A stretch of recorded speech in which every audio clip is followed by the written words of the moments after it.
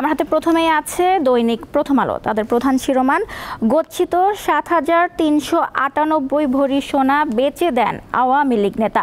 সাবেক চেয়ারম্যান আওয়ামী লীগ নেতা মহিউদ্দিন গ্রাহকদের এই সোনা বিক্রি করেছেন, যার বর্তমান বাজার মূল্য ১০০ কোটি টাকা। এছাড়াও তাদের দ্বিতীয় শিরোনাম, বেক্সিমকোর শেয়ার কারসাজি, জরিমানা ৪২৮ কোটি টাকা। এরপর আমার হাতে আছে দৈনিক সমকাল, ইসরায়েলে ইরানের ক্ষেপণাস্ত্র হামলা, তেল আবিব ও জেরুজালেমকে লক্ষ্য করে ১৮০ ক্ষেপণাস্ত্র। এছাড়াও তাদের দ্বিতীয় শিরোনাম, এবার শিক্ষককে পিটিয়ে হত্যা, ফের উত্তপ্ত খাগড়াছড়ি, অনির্দিষ্টকালের জন্য ১৪৪ ধারা জারি। এরপরে আমার হাতে আছে দৈনিক ইত্তেফাক।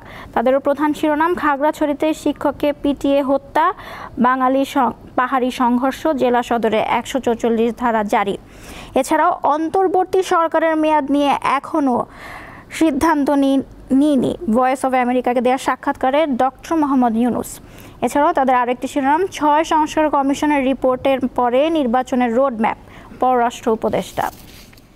এরপর আমার হাতে আছে দৈনিক বণিক বার্তা। সেপ্টেম্বরে প্রবাসীরা পাঠালেন ৫০ বছরের তৃতীয় সর্বোচ্চ রেমিটেন্স আসা সর্বোচ্চ ৩ দেশ, সংযুক্ত আরব আমিরাত, যুক্তরাষ্ট্র ও সৌদি আরব। এছাড়াও ইসরায়েলে ক্ষেপণাস্ত্র হামলা, ইসরায়েলকে সুরক্ষায় যুক্তরাষ্ট্র প্রস্তুত, জানালেন বাইডেন। এরপর আমার হাতে আছে দৈনিক আজকের পত্রিকা। তাদেরও প্রধান শিরোনাম, ইসরায়েল ইরান হামলা, লেবাননে স্থল অভিযান শুরুর একদিন পরে ইরানের ক্ষেপণাস্ত্র হামলা, একদিনে ৪ দেশে ইসরায়েলের হামলা, নিরাপত্তাহীনতায় লেবাননে প্রবাসী বাংলাদেশিরা। এই ছিল এক নজরে দৈনিক পত্রিকার শিরোনামগুলো।